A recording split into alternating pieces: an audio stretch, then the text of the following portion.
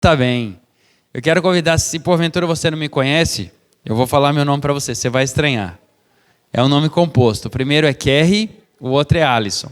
E o primeiro nome não é um nome comum, mas é um nome composto. Kerry Alisson, eu frequento lá a Igreja do Eldorado. E hoje eu estou tendo o privilégio de partilhar a mensagem aqui com vocês. Tá bom? Abra sua Bíblia lá no livro de Atos. Nós vamos falar um pouquinho, nós vamos ler alguns textos bíblicos hoje. E nós vamos aprender um pouco mais sobre a palavra de Deus. Atos, corre lá em Atos. Atos fica no Novo Testamento. Ele fica depois de João e antes de... Deixa eu ver aqui. Antes de Romanos? Antes de Romanos. Então corre lá, Atos capítulo 1.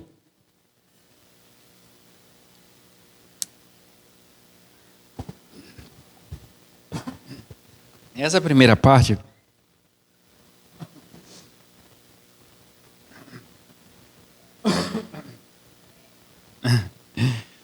Essa primeira parte, quem encontrou, diga amém. Quem não encontrou, diga espera eu. Opa, todo mundo encontrou, muito bom.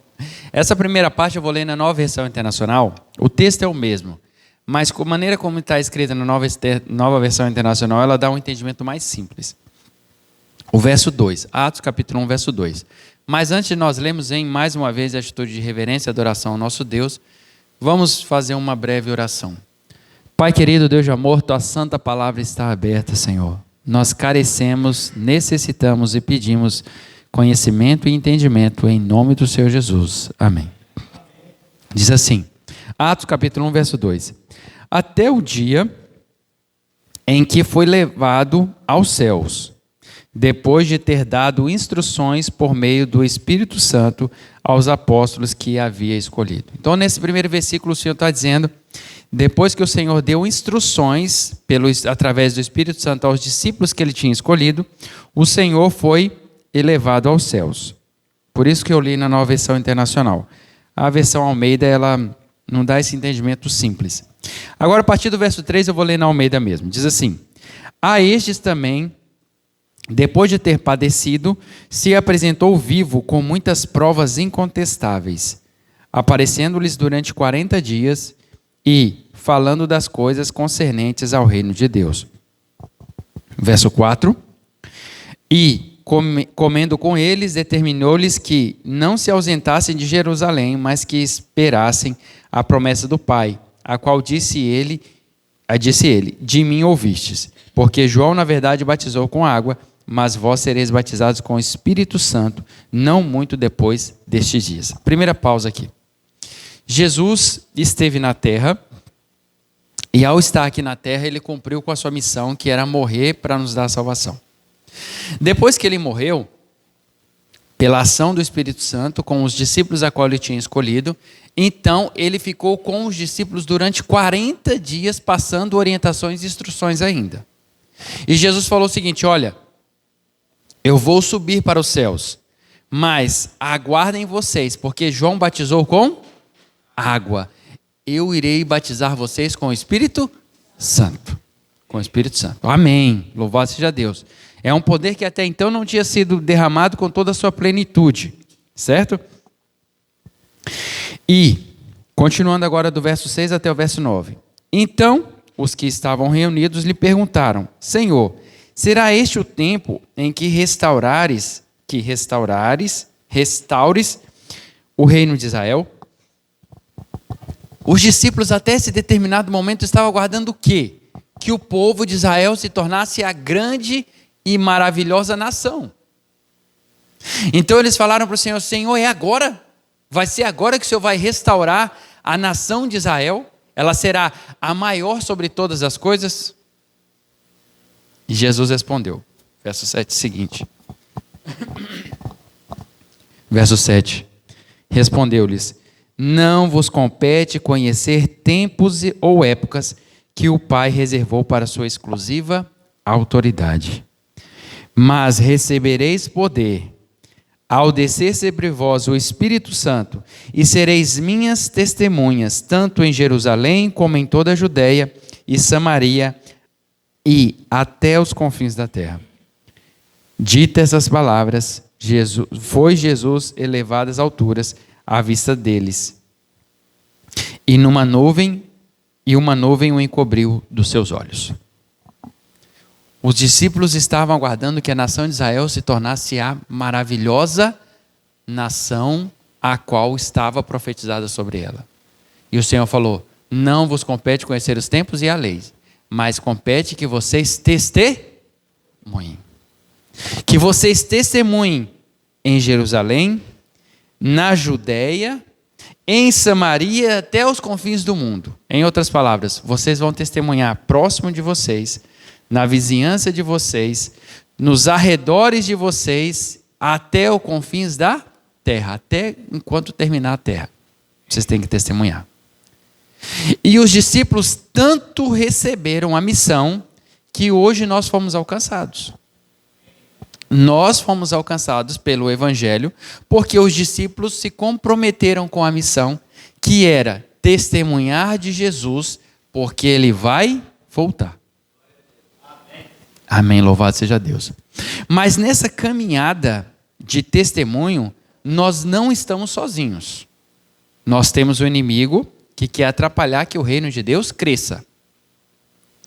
E o Senhor deixou orientações para o seu povo, a ponto de entender como lidar, mas de não deixar de testemunhar, porque através do testemunho nós iremos aumentar o reino do Senhor até que Ele volte. E tem dois patriarcas, dois importantes irmãos que nós temos, que eles mostram um pouquinho sobre esse conflito que nós vivemos. Nós vivemos um conflito e esse conflito é um conflito importante. E eles mostram para a gente alguns comportamentos que nós adotamos, que os nossos irmãos adotaram e que provavelmente nós podemos adotar também, em que nós devemos aprender sobre eles. Pega a sua Bíblia agora, volta lá no Velho Testamento em Esdras. Esdras capítulo 8.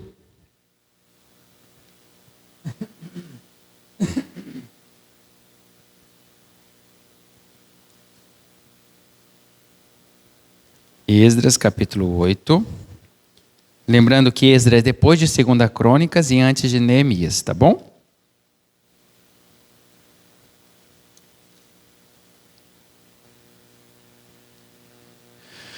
Esdras capítulo 8, verso 36.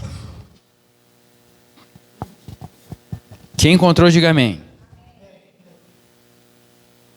Esdras recebeu uma missão que era restaurar as muralhas de Israel. Que depois que houve a invasão da Babilônia, que eles foram levados cativos, a nação deles tinha sido eliminada da face da terra. Não eliminada porque eles foram para a Babilônia, mas os muros da cidade foram completamente destruídos e eles não tinham uma identidade, um local para dizer que aquele local era o povo, que era o povo de Israel. Eles estavam vivendo cativos na Babilônia. E isso era como se tivesse apagado a imagem e a nação que existia com o propósito de que por onde que havia um Salvador, que era o Salvador nosso Jesus Cristo, para trazer libertação. E Esdras pediu ao rei autorização para restaurar os muros de Jerusalém. E ele recebeu essa autorização. Então, Esdras capítulo 8, verso 36, leem comigo. Quem encontrou, diga amém. Quem não encontrou, diga espera eu. Tá, ok, ótimo. Então, Esdras 8, 36 diz assim: então, deram as ordens do rei aos seus sátrapas e aos governadores deste lado do Eufrates, e estes ajudaram o povo na reconstrução da casa de Deus. Esdras pegou a autorização com o rei, e o rei deu a autorização, e Esdras foi então, a missão de Esdras era reconstruir a casa de Deus. E ele iria reconstruir a casa de Deus juntamente com os outros que faziam parte do reino, a qual ele recebeu a carta para construir a cidade de Deus. Agora vai do capítulo 9, nós vamos do verso 1 até o verso 4. Acabado, pois, estas coisas, vieram ter comigo os príncipes, dizendo: o povo de Israel e os sacerdotes e os levitas não se separaram dos povos de outras terras com as suas abominações, isto é, dos cananeus, dos heteus, dos fariseus, dos jebuseus, dos amonitas, dos moabitas, dos egípcios e dos amorreus. Pois tomaram suas filhas para si e para seus filhos, e assim se misturou a linhagem santa com os povos dessas terras. E até os príncipes e os magistrados foram os primeiros nessa transgressão. Verso 3: Ouvindo eu tal coisa, rasguei as minhas vestes e o meu manto, e arranquei os cabelos da cabeça e a barba, e me assentei atônito, me sentei complexo. Verso 4: Então se ajuntaram a mim todos os que tremiam das palavras do Deus de Israel, por causa da transgressão do cativeiro, porém eu permaneci assentado, atônito, até ao sacrifício da tarde. Quando Esdras volta para Israel, ele volta com a missão. A missão era reconstruir a cidade de Deus, do Deus de Israel. A nação a qual iria vir o libertador. E ao chegar lá, ele ficou atônito. Porque a nação que deveria permanecer santa começou a se misturar com as outras nações, com os vizinhos.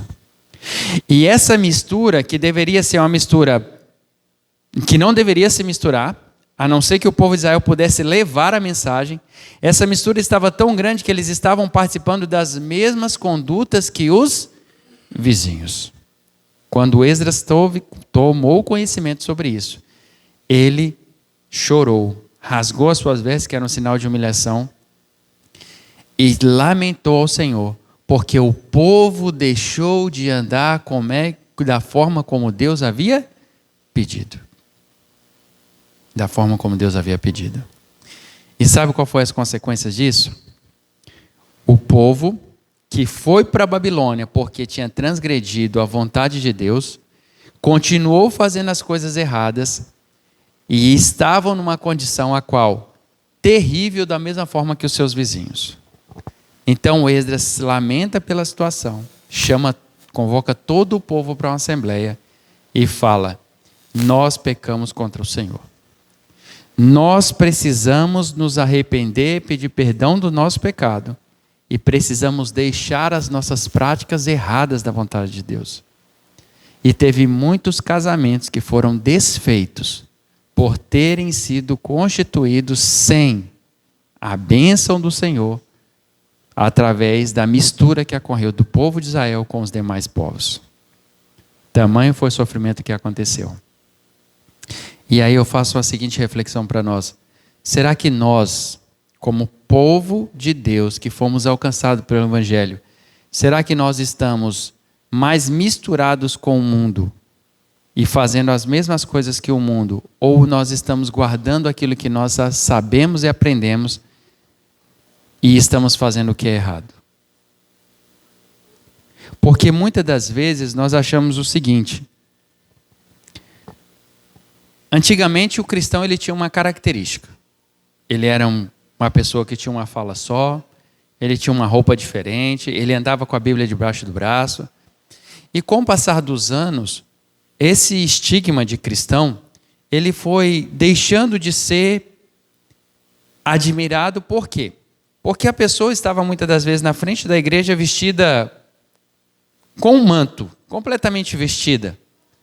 Mas ao chegar em casa tinha um comportamento completamente avesso àquilo que ele apresentava aqui.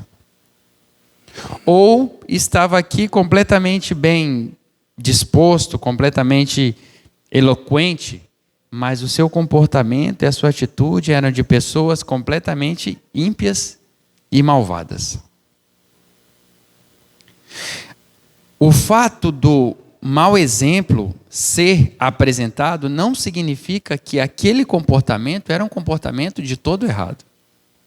Nos nossos dias atuais, o nosso povo, que tem orientação sobre saúde, alimentação, vestimenta, a guarda do sábado, os mandamentos do Senhor, nós temos recomendações diversas. Mas muitas das vezes nós estamos olhando ao redor da gente e estamos falando o seguinte: olha, será que é bem assim mesmo? Será que a vontade de Deus é essa mesmo? E a gente acaba nos comportando como os nossos irmãos israelitas, que estavam com os muros derrubados, mas estavam se comportando mais como os de fora do que como os que deveriam ser mesmo, com os santos que deveriam ser. Para você ter uma ideia do que eu estou falando, quando fizeram as escavações da região onde que teve o conflito entre Davi e Golias, a parte em que os israelitas ficavam, eles fizeram escavações e lá havia ossos de boi, de vaca e alguns cereais lá. E as escavações que foram feitas do outro lado dos filisteus, foi encontrado ossadas de porco e demais outros alimentos que não deveriam fazer parte do alimento do povo de Deus. E foi possível distinguir a diferença do povo que viveu há mais de 4.000 anos atrás, pelas características do que eles comiam. Se eu for hoje vasculhar o lixeiro da sua casa, eu vou ver um lixeiro da sua casa mais parecido com um cristão adventista ou como um cristão não adventista? Se eu for ver o que você está vendo no seu celular, eu vou ver um cristão adventista ou eu vou ver um cristão não adventista?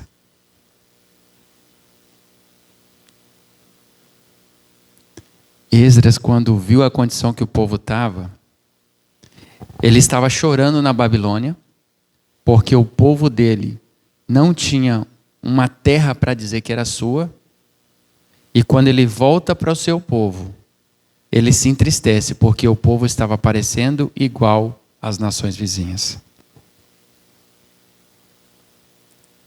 Será que nós não temos que fazer essa reflexão hoje? Eu tenho orientações suficientes para mim ter uma saúde melhor. Isso não quer dizer que nós não iremos morrer e nem quer dizer que nós não seremos atingidos por moléstias que acontecem no mundo. Mas quer dizer que nós iremos viver de uma maneira diferente dos demais, porque nós iremos viver com maior qualidade de saúde. Nós iremos viver mais tempo. A promessa de Deus é tão forte, é tão além do que nós podemos ver, que um pastor que não é adventista lá nos Estados Unidos fez o seguinte experimento, seguinte conclusão. Lá nos Estados Unidos, eu quero que você faça comigo. Quem tem calculadora no celular, e puxa aí, por favor. Pega a calculadora do seu celular. Ele fez a seguinte análise. Quem está com a calculadora diz amém. Amém. Então pega aí. Ele fez a seguinte análise. Olha, lá nos Estados Unidos, a estimativa de vida de um norte-americano é de... Eu estou aqui procurando aqui no meu celular. Ah, tá. A estimativa de vida de um norte-americano é 77 anos. 77 anos.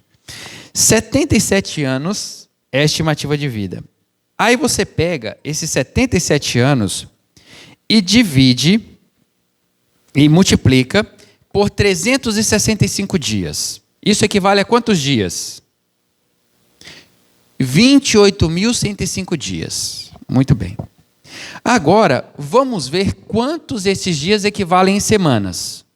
Pega esse 28.105 e divide por 7, para nós vermos quantas semanas equivalem. Deu quantas semanas?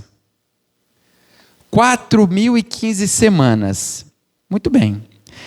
Então, 4.015 semanas seria, se um norte-americano que vivesse a estimativa de vida, na vida normal lá, de 11 anos, ele teria vivido cerca de 4.015 semanas. Dessas 4.015 semanas, ele guardou um sábado para cada semana, certo? Muito bem. Agora você pega esse 4.015 e multiplica para 365 para a gente ver quantos anos equivale. Quantos anos equivalem? Deu quantos? Não, minto, eu falei errado. É dividir por 365. 4.015 dividido por 365, para a gente ver quantos sábados essa pessoa guardou. Quantos anos de sábado essa pessoa guardou? 11 anos. E sabe uma coisa que ele constatou? Os nossos irmãos que vivem em Loma Linda, eles vivem 11 anos a mais que a estimativa de vida dos norte-americanos. Ou seja, para as pessoas que guardam um sábado por vida, na vida dele por ano, ele tem uma vida cerca de 11 anos a mais do que a estimativa de vida de um norte-americano normal. Ou seja, para cada sábado guardado de um adventista que nasceu de berço lá, ele tem cerca de 1 ano a mais de vida para ele viver. Deus, ele vai muito além daquilo que a gente imagina. Isso, o Espírito Profecia fala o seguinte: para cada problema que você tem para resolver, não sei se você veio hoje para a igreja com problema, mas se você veio hoje para a igreja com problema, entenda, para cada problema que você tem para resolver, você já pensou em várias formas de resolver, certo? Certo ou errado? Coloca aí na sua cabeça aí, quantas formas eu pensei em resolver? Você pensou numa forma de resolver, 2 formas de resolver, 3 formas de resolver, talvez 10 formas de resolver seu problema. Além dessas, Deus tem 1000 formas diferentes de resolver o seu problema, das quais você desconhece. E é isso que acontece quando às vezes a gente está com um problema e a gente procura o pai, procura a mãe, procura a família toda, procura os vizinhos, procura todo mundo. A gente fala: Senhor, tentei de todos os jeitos e não consegui. Aí Deus abre uma porta que você nunca imaginou que aquela porta seria aberta. É essa 1000 formas diferentes de resolver o problema, das quais a gente desconhece. E às vezes a gente olha para o nosso mundo ao redor e fala o seguinte: mas o pessoal é tão feliz, é tão bom a vida da pessoa. Eu tenho um colega de trabalho que ele viveu muito tempo na gandaia. E ele tinha uma vida que muitas pessoas gostam de ter hoje em dia. Ele tinha um bom trabalho, ele tinha uma família, ele tinha filhos, e todo final de semana, o final de semana dele começava na quinta-feira. Todo final de semana era cerveja, adultério e farra. Cerveja, adultério e farra. Cerveja, adultério e farra. E ele falou assim: Kerry, teve dias de eu pedir para a pessoa que era da farra comigo pegar a fralda no local de trabalho dele para mim descontar o valor no meu pagamento, porque eu não tinha dinheiro para comprar a fralda para o meu filho. Mas você olhando de fora, a pessoa rindo, bebendo, comendo carne, dançando, você fala assim: essa vida dessa pessoa é a melhor vida do mundo. Vivia com a mulher que não o amava, que traía de diversas formas, e ele da mesma forma. Uma vida que quando ele voltou para a igreja, quando ele veio para a igreja, na verdade, a mulher falou: eu não quero essa vida, eu quero continuar na vida de promiscuidade. Ao ponto dela ter sido perseguida por esses comandos aí de facção e tal, e a mulher viver foragida. Você acha que realmente isso é vida agradável de se ter? Queridos, nós precisamos parar de olhar para o mundo ao nosso redor e procurar enxergar coisas que são boas ali como uma forma de trazer para a nossa vida. O melhor para nós é estar ao lado de Jesus. E às vezes eu me preocupo porque a pessoa fala o seguinte: queridos, olha, eu não vou devolver dízimo e oferta porque isso é coisa de colocar dinheiro no bolso de pastor. Olha, eu não vou para esse negócio de igreja porque lá dificilmente vai falar alguma coisa nova. Eu já sei tudo. E o Senhor está te chamando para cá para falar o seguinte: filho, entenda, não tem nada melhor do que estar ao meu lado. Quando você devolve o seu dízimo e oferta, colocando Deus em primeiro lugar na sua vida, Ele abençoa os recursos que vão entrar na sua mão. Quando você coloca o Senhor como primeiro na tua vida, separando o sábado para Ele, Ele abençoa você com mais vida, com mais anos de vida. Quando você cuida do que você coloca no seu prato para você comer, o Senhor está te dando mais qualidade de vida. Eu estive presente aqui, eu não lembro a data, mas aquela data foi para mim muito importante. Eu estava pesando 110 quilos. E quando eu olhei o vídeo do YouTube, eu falei, meu Deus do céu, meus pneus estão a mais do que eu gostaria que tivesse. E hoje eu estou voltando aqui com 12 quilos a menos. Porque eu coloquei o ponto de reforma de saúde na minha vida. E o meu problema não era alimentação que não deveria comer. Mas o meu problema era que eu não estava fazendo atividade física. Hoje eu corro 10 quilômetros a cada 2 dias. Então, queridos, Deus falou o seguinte, você tem 8 remédios naturais, filho. Cuida. Sono, alimentação, confiança, temperança, equilíbrio, exercício físico, água. E às vezes tem muito dos nossos que estão utilizando a Coca-Cola como uma forma de tomar refrigerante, uma forma de saciar a sede. Misericórdia, meu irmão. Misericórdia. A Coca-Cola é tão danosa que tem um jovem de 21 anos que ele passava na frente do computador o dia todo. E ele, o dia todo não, minto, que o dia, ele acordava, ele passava mais a noite do que o dia. Ficava o tempo todo na frente da tela do computador. E ele, a única bebida dele era o café e a Coca-Cola. Com 21 anos, um homem com 21 anos adquiriu osteoporose e problema renal, porque não bebia água e só tomava Coca-Cola e café. E ele é um jogador de gamer muito famoso, fazendo escola. Vários outros jovens acompanhando essa baboseira. E tem gente que acha que Coca-Cola e refrigerante, Coca-Cola e café não faz mal. E a gente fica, não, meu cafezinho é de graça. Larga a mão, meu irmão. Não vai tomar esse trem que te faz mal. O refrigerante, larga a mão, isso não te faz bem, vai tomar um suco, vai tomar uma água. A gente tem que parar de olhar para os nossos vizinhos como fonte de inspiração.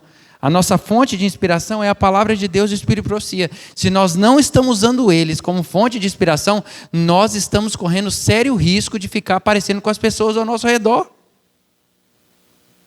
E o pior, sabe o que acontece? Às vezes a gente é zombado e ridicularizado pelo que nós somos. E isso nos causa dor e sofrimento. Mas saiba que ainda assim o Senhor olha lá do céu e fala, olha, ali é um sal, ali é uma luz, ali dá sabor à terra. Aí, ó. Tá aí uma casa que não me deixa mentir. O meu pneu estava muito além do que eu gostaria que estivesse. O Senhor olha lá de cima e fala, queridos, vocês dão sabor à terra. Vocês são luz nesse mundo de trevas. E o Espírito de Profecia, Ellen White, diz que quando ela teve a visão do céu e ela voltou aqui para a terra, ela viu que aqui ainda é escuro. Olha aqui, olha a claridade que está aí, ó, o sol. E ela falou, nossa, aqui ainda é escuro. Aqui ainda tem um cheiro que não é tão agradável quanto a atmosfera do céu. Queridos, Deus tem coisa maravilhosa para nós. Deus tem o melhor para dar para nós aqui. Mas Ele tem coisa muito melhor para dar para nós para o céu. E sabe por que nós não podemos viver o melhor de Deus aqui o tempo todo? Porque senão a gente vai achar que a terra é uma maravilha. E não é. Se você estiver no lugar em que está tudo acontecendo, tudo bem, toda hora, o tempo todo, você não quer sair dali.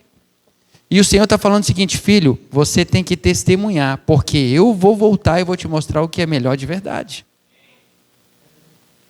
Se nós continuarmos olhando para o nosso mundo ao redor como fonte de inspiração, nós estamos em maus lençóis. Mas eu quero terminar essa mensagem com vocês hoje de manhã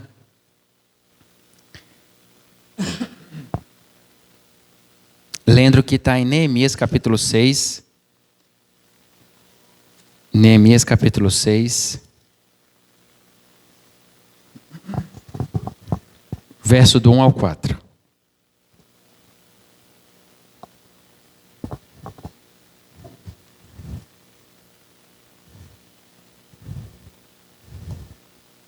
Amém?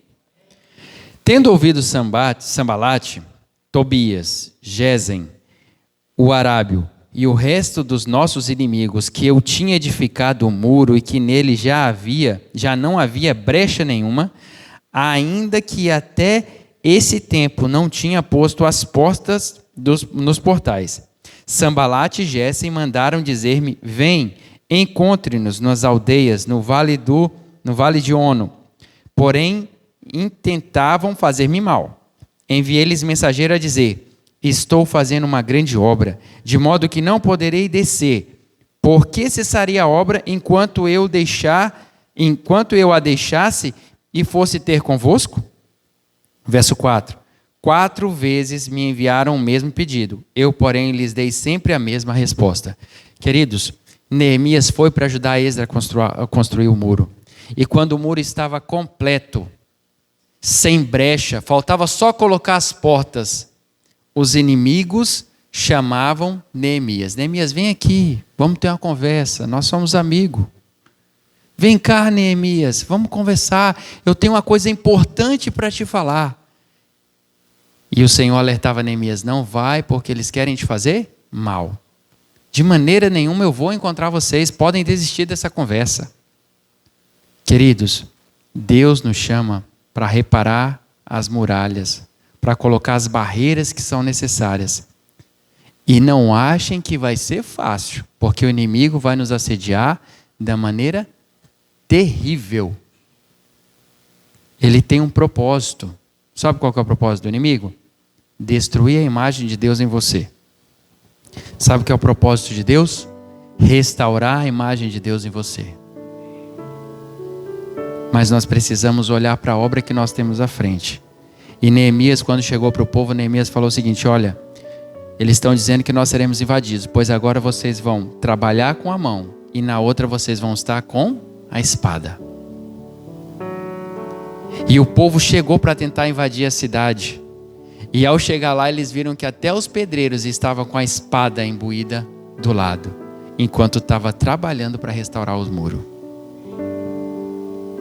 E às vezes eu vejo nós adormecidos na frente de uma televisão, na frente de um celular, comendo as misérias que o mundo está dando, em vez de empunhar a espada do Senhor e continuar trabalhando para a obra do Senhor.